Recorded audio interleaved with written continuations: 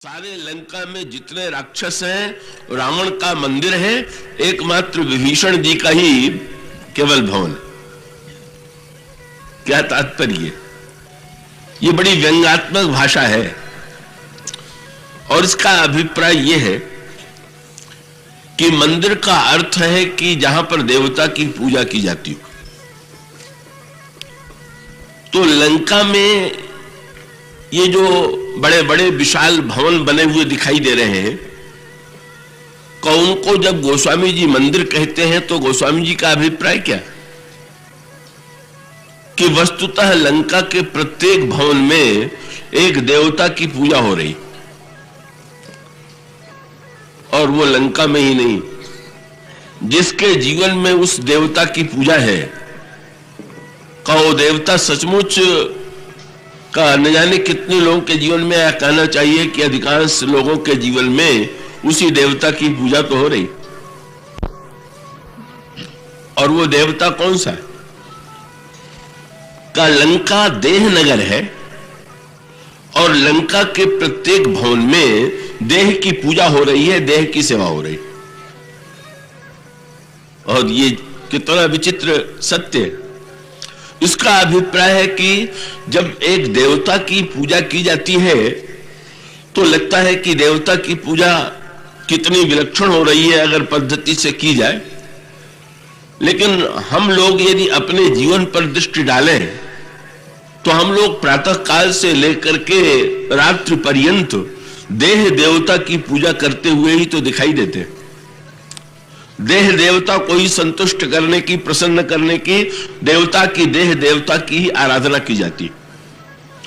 तो गोस्वामी जी का व्यंग्यात्मक तात्पर्य यह था कि लंका के जितने राक्षस हैं, रावण से लेकर के प्रत्येक व्यक्ति देहवादी है और वो देह की पूजा करता। इसीलिए गोस्वामी जी का व्यंग बहुत सुंदर था। क्या का विभीषण बोले वो तो भवन में रहते, क्या वे मंदिर में नहीं रहते? बोल के गोस्वामी जी कहते नहीं नहीं, उनके भवन के पास एक मंदिर बना हुआ और वो मंदिर है हरि मंदिर तह भिन्न बना हुआ। बस ये जीवन में दो ही प्रकार के मंदिर हैं, या तो हरि मंदिर में हरि की पूजा हो रही है, या देह के मंदिर में देह देवता की पूजा हो रही। तो लंका के जितने राक्षस हैं, रावण से लेकर के का, उनके घरों में अपने अपने शरीर की, शरीर का सुख, शरीर का भोग, शरीर की सेवा, ये कोई साधारण पूजा थोड़ी। किसी ने कहा कि लक्ष्मण जी तो श्री राम की ऐसी सेवा करते हैं कि ऐसी सेवा कोई क्या करेगा। गोस्वामी जी ने व्यंग करते हुए कहा बिल्कुल नहीं, लक्ष्मण जी जो सेवा करते हैं वो हम लोगों की सेवा से बिल्कुल अधिक नहीं। जैसी सेवा हम लोग करते हैं वैसी सेवा लक्ष्मण जी करते, पर देवता हम लोगों के अलग अलग। लक्ष्मण जी श्री राम की सेवा करते हैं, और वो कैसी सेवा करते हैं तो गोस्वामी जी कहते हैं, सेवहि लखन सिय रघुबीर ही जिमि अविवेकी पुरुष शरीर है। जैसे संसारी अज्ञानी व्यक्ति शरीर की सेवा और पूजा करता है, लक्ष्मण जी वैसी ही सेवा और पूजा भगवान राम की करते। और इसका अभिप्राय क्या कि भाई हरि की पूजा करने वाले व्यक्ति तो जीवन में बिरले, हरि मंदिर बना करके हरि की पूजा करने वाले, हरि की आराधना करने वाले संसार में वस्तुतः बहुत थोड़ी संख्या में। कब वस्तुतः तो देह नगर में निवास करते हैं, हम देह की पूजा करते हैं, देह की सेवा करते हैं, और देह को तृप्त करना ही हमारे जीवन का लक्ष्य। इसीलिए आपने अगले व्यंग पर ध्यान दिया, जब हनुमान जी लंका जलाने लगे तो फिर गोस्वामी जी ने उसी शब्द को दोहरा दिया। क्या बोले, लेबू की चढ़ो कपि कना कटानी भई सभीत निशाचर नारी, हरि प्रेरित ही अवसर बहे मरुत 49, अट्टहास करि गर्जा कपि बढ़ लाग आकाश। और देह विशाल परम हरुआई, और मंदिर ते मंदिर चढ़ जाई। फिर वही मंदिर, और फिर विभीषण जी के लिए फिर वही शब्द, जारा नगर निमिख एक माही, एक विभीषण का गृह नहीं।